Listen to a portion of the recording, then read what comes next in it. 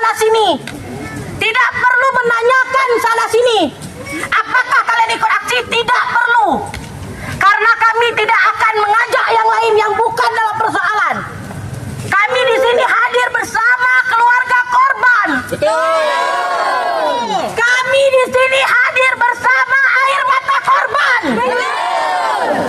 Bapak Kapolres Aceh Barat yang terhormat, saya bawa satu orang perempuan di depan kalian, di depan kantor kalian, yang kalian berikan baju warna pink, yang kalian berikan sidang, yang kalian nyatakan dia adalah istri Ibu Bayangkari. Tapi hari ini apa yang dia rasakan? Dia ditinggalkan dalam keadaan utang. Dia ditinggalkan dalam keadaan utang.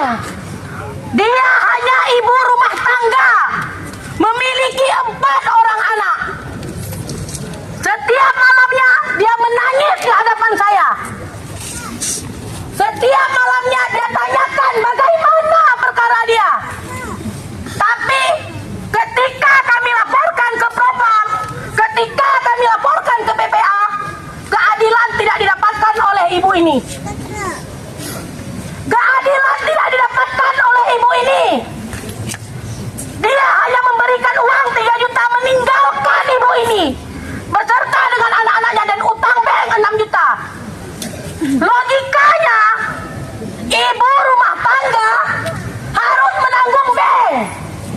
Dan dinyatakan benar uang bank itu digunakan oleh seorang oknum polisi.